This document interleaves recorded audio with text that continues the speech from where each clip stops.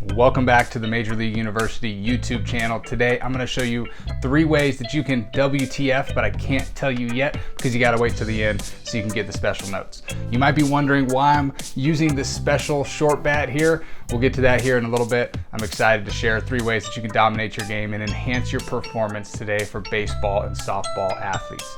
Before you get to that though, make sure you hit that subscribe button below. It helps us get to our goal of reaching over 1,000 people and serving more athletes and families, coaches, parents out there in this world. We're on a mission and we're looking to enhance people through the mental side of the game.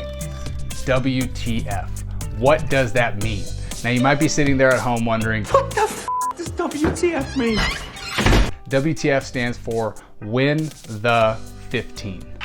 Winning the 15 seconds in between each pitch on that baseball or softball field. Now a little background on how we came up with winning the 15. It came from one of our buddies in the Toronto Blue Jays mental performance team who shared this thought process with us and how they're teaching their athletes to dominate those 15 seconds in between each game. We've spoken with a lot of coaches and athletes, and it's really difficult for an athlete to stay focused mentally for 2 to 3 hours at a time, but it's a lot easier and manageable for them to focus on those 15 seconds in between each pitch, which eventually are going to determine the results and the outcomes of their performance. So if we focus on these 15 seconds, we're going to give ourselves the best opportunity to become successful day in and day out.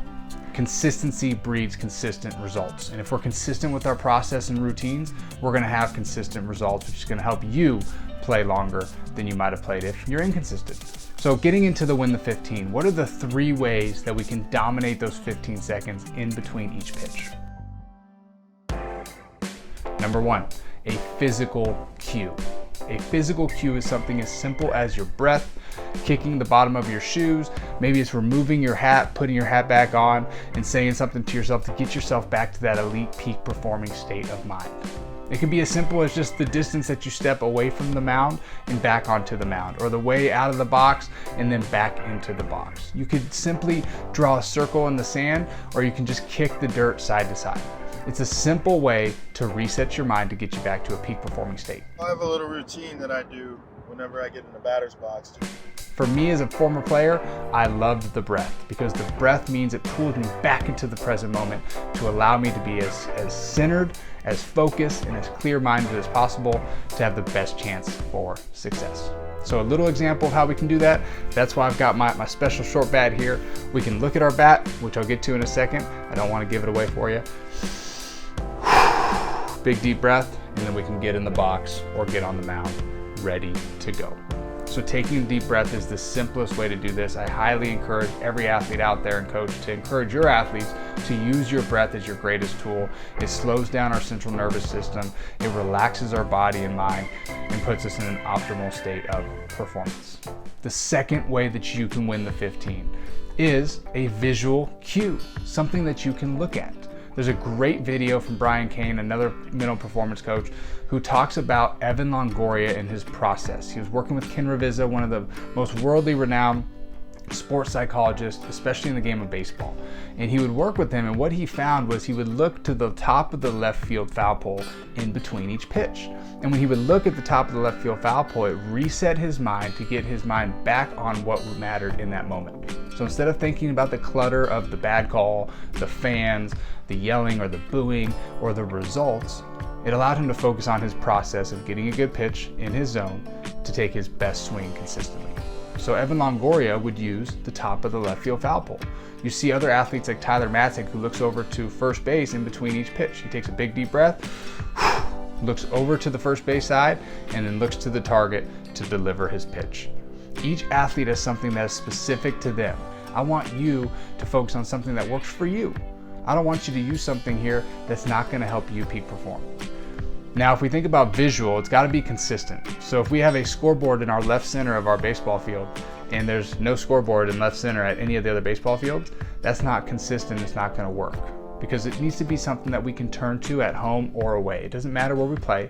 It's got to be consistent everywhere we go. So something visually that can act as that reset button to slow me back down, calm me down, and get me in an optimal state of performance. Now, the third way and the most important way from what we've found over the last 4 or 5 years of doing this is a verbal cue. So verbal just simply means I'm talking to myself. This is my self-talk. And what we found over the last few years is the number one thing that most athletes are struggling with, that we've worked with, is the way that they speak to themselves. They're very hurtful, they're harmful to themselves with the words that they say. I'm not good enough, I can't do this, why are you even here? We're very hurtful to ourselves. I want us to be helpful to ourselves and serve ourselves. So we talk about productive thoughts. It doesn't have to be super positive. It's definitely not negative, but it's more productive. It's in the neutral zone. It's something that can help you accomplish peak performance anywhere that you go. So a couple ways that we can do this. If I catch myself spinning out of control, which is that green light, yellow light, red light system, if I find myself getting into yellow light or red light where I'm spinning out of control emotionally, I can coach myself up with my self-talk. So here's how we can reframe this. Instead of saying, I'm not good enough, say, I have a chance to win. One pitch at a time. I got this. Focus on what I can control. A term or a phrase that can get you back to a peak performing state.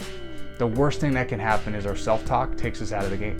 And we all know that one person who's had a terrible first at-bat that has ruined the rest of their day. Or they walked the first hitter of the game and it was a roller coaster after that. Our goal is to get in control of our self-talk. We want to talk to ourselves more and listen to ourselves less. So we want to give ourselves words of encouragement and words of affirmation that are going to help us perform in those big moments on that field.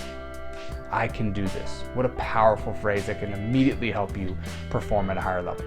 So what this does is it eliminates that clutter. It provides mental clarity for you to go out there to compete with mental freedom. And if our mind's clear, our body flows. If our mind's cluttered, our body gets tight. Tension equals failure. We want to be free. We want to be relaxed. We want to be confident.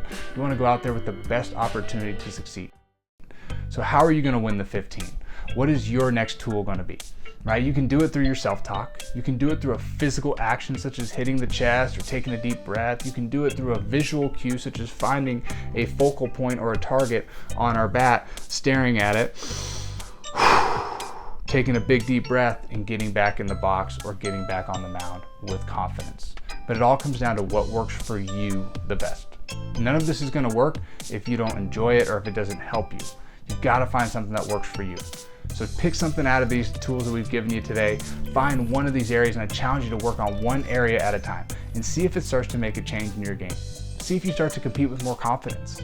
If you give yourself a better chance to go out there and dominate the game by winning the 15 consistently. Now, before you go, make sure that you hit that subscribe button so we can continue to bring you valuable content such as this video. And if you enjoyed this, share it with somebody else. Share it with your team, your teammates, maybe a friend that could benefit from this video, because we all get better by helping each other. If you haven't seen it yet, we have a meditation video that can help all athletes immediately. It's on our YouTube channel. It's doing really well. It's an awesome video to intro you into the practice of meditation, to getting your body and your mind in sync before you go out there and compete on that field. And most importantly, never forget why you play. Have as much fun as you possibly can when you're out there and enjoy the opportunity that you get to go compete, because it's a blessing, not an obligation. Have a beautiful day.